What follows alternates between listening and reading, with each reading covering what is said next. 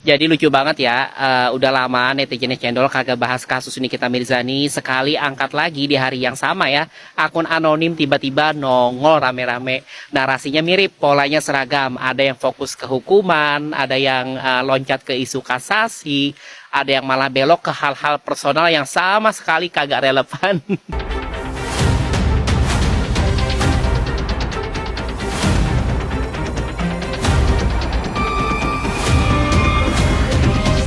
Menjelang pergantian tahun, izinkan netizen cendol untuk mengajak kita semua menarik nafas sebentar dan melihat ulang satu perkara ya, yang sejak awal memang tidak pernah sederhana. Kasus Nikita Mirzani versus Dr. Reza Gladys. Kasus ini tidak muncul tiba-tiba, ia berawal dari isu skincare di Indonesia, dari review, kritik, kemudian konflik antar owner, pabrik maklon, hingga tarik-menarik kepentingan. Sampai akhirnya konflik itu bergeser dari wacana publik ke ranah hukum dan meledak ketika muncul transaksi senilai 4 miliar rupiah. Di titik inilah narasi terbelah di mana pihak Nikita Mirzani menyebut itu adalah kesepakatan kerjasama. Sedangkan pihak Reza Gladys menyebut itu adalah pemerasan. Dua versi, satu peristiwa dan hukum diminta menjadi wasit. Di tingkat pengadilan negeri, hakim menilai bahwa Nikita Mirzani dan Ismail Marzuki terbukti melanggar pasal 27B ayat 2 Undang-Undang ITE dan menjatuhkan vonis 4 tahun penjara tanpa menyatakan unsur TPPU terbukti.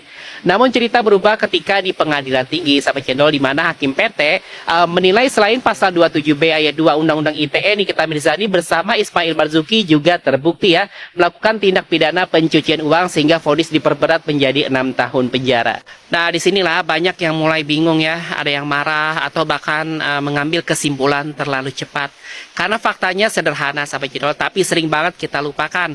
Dua tingkat peradilan, dua tafsir hukum yang berbeda. Artinya perkara ini belum sesederhana hitam dan putih. Kemudian di sisi lain, Nikita Mirzani juga menempuh jalur perdata ya dengan mengajukan gugatan perbuatan melawan hukum atau PMH terhadap Reza Gladys. Ini penting dicatat karena pidana dan perdata punya logika, beban pembuktian dan tujuan yang sangat berbeda. Nah, saat ini Nikita Mirzani dan Mail mengajukan kasasi ya, dan ini perlu banget ditegaskan pelan-pelan. Selama kasasi berjalan dan putusan belum ingkrah atau belum berkekuatan hukum tetap, maka perkara ini masih dalam proses hukum, belum final, belum selesai. Ingat bahwa kasasi bukan jaminan menang, kasasi juga bukan tindakan nekat ya. Kasasi adalah hak konstitusional untuk menguji apakah hukum sudah diterapkan dengan tepat, konsisten, dan adil atau justru sebaliknya. Jadi di titik akhir tahun ini, satu hal yang menurut netizen cendol itu penting banget kita sepakati bersama ya. Pengadilan bukan ruang pembenaran emosi, tapi ruang uji nalar hukum. Analisa boleh berbeda, keyakinan boleh bertolak belakang, tapi putusan akhir tetap milik hukum, bukan milik opini. Dan kalau selama ini di tahun 2025 ya, lewat berbagai narasi dan analisa netizen cendol tentang kasus ini ya, ada pihak yang merasa kurang nyaman, tidak sepakat, atau berbeda pandangan ya. Biarlah itu dipahami sebagai bagian dari diskursus hukum yang hidup, bukan niat untuk menyerang siapapun secara personal. Semoga di tahun yang baru kita semua bisa lebih tenang menilai ya, lebih sabar memahami dan lebih dewasa menyikapi hukum. Karena keadilan tidak lahir dari teriakan, tapi dari proses. Jadi lucu banget ya, udah lama netizen cendol kagak bahas kasus Nikita Mirzani, sekali angkat lagi di hari yang sama ya, akun anonim tiba-tiba nongol rame-rame. Narasinya mirip, polanya seragam, ada yang fokus ke hukuman, ada yang loncat ke isu kasasi, ada yang malah belok ke hal-hal personal yang sama sekali kagak relevan. Padahal yang dibahas kasus, bukan orientasi, bukan identitas, dan jelas bukan soal siapa yang paling keras suaranya. Dan menariknya, sebagian akun ini emang baru muncul, sebagian lagi udah lama. Tapi entah kenapa kompak aktif di waktu yang sama.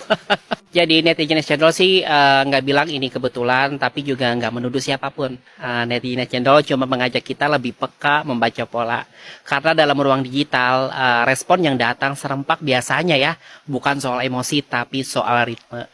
Dan ketika argumen dibalas dengan ejekan personal, itu seringkali tanda bahwa substansi sudah kehabisan bahan. Santai aja. Netizen cendol tetap di jalur bahas kasus, bahas fakta, bahas logika. Kalau ada pihak-pihak yang merasa nggak nyaman dengan argumen-argumen netizen cendol, itu hak mereka. Dan di penghujung tahun ini, sahabat cendol, netizen cendol tetap memilih berdialog dengan kepala dingin tanpa perlu ikut gaduh. Lebih mungkin jika Nikita Mirzani itu bebas setelah sidang kasasi nanti. Jadi gini, Kan banyak nih lulu yang komen di konten gue sebelumnya mengharapkan Nikita Mirzani divonis 20 tahun penjara saat kasasi. Itu nggak mungkin.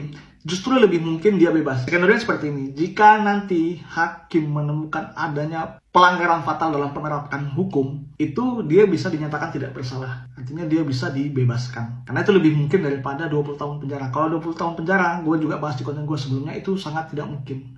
Nah, di sisi lain gue juga mengharapkan penegakan hukumnya bisa transparan sesuai dengan hukum dan keadilan. Dan di sisi lain juga gue mengharapkan yang terbaik untuk Mbak Nikita Mirzani beserta rekan-rekannya beserta keluarganya. Ngatain fans-fans dan pendukung Niki itu receh. Kau yang sok-sokan berkoar kalau kau adalah si paling artis. Jadi kami para mama pendukung Niki ini harusnya dia menonton aja. Karena kau artis dan sisi pengacara, kalian yang boleh bersuara. Terus ngapain kau ngadu-ngadu sama bunda? Kau pikir semua kepala orang, otak orang bisa kau sisipi dengan cerita-cerita kau itu? Cerita-cerita halu kau itu?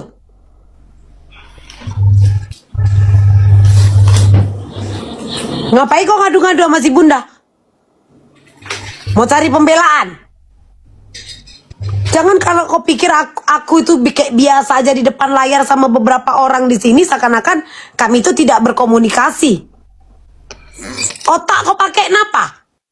Kau yang ngata-ngatain para pendukung Niki dan fans Niki adalah receh semua. Aku pula kau bilang marah-marahi kau. Kau yang ngomong ngalur ngidul sampai kau bilang Niki kata yang minjem duit sama kau untuk lahiran 50 juta. Kau yang sosokan berkoar-berkoar ngomong yang enggak gitu, ku jawab apa kau bilang? Enggak, ini untuk pendukung sebelah. Padahal record masih ada di TikTok ini pun masih ada itu recordnya. Ini lagi untuk bapak-mama. Ngapain sih pada sibuk ngurus-ngurusin ini? Mending ngurusin rumah. Kalau aku ini kan artis. Kasil itu pengacara. Kalian ngapain? Aku mah artis.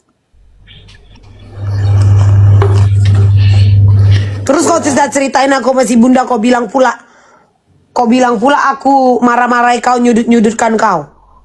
Orang gila kali aku ya. Jadi orang-orang yang kau katakan pendukung Niki ini apa?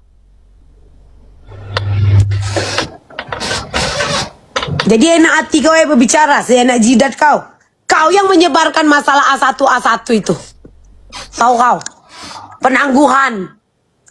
Kau kan masih ada rekaman itu. Aduh, Rekaman telepon kau itu. Masalah penangguhan, lagi makan siang.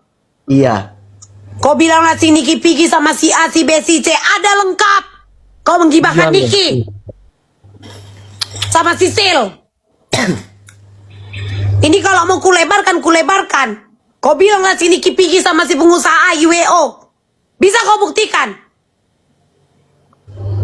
Sama kau ada rekaman itu kan, Ang? Coba kau dengar. Ada. Sama bosnya si ini itu. Kita pergi bareng. Kau yang menjelek-jelekan Niki. Mau diperdengarkan lagi nggak? Bagaimana kau menjelek-jelekan Niki? Jangan kau pikir kita orang ini semuanya buta, budak, tolol, dungu. Kayak orang-orang di sekitar kau. Cuman main-main air mata kau. Aku pula kau bilang marah-marahi kau. Dari kemarin itu masih kutahan-tahan. Tapi kalau udah kayak gini, memang kau yang nggak benar. Tahu kau?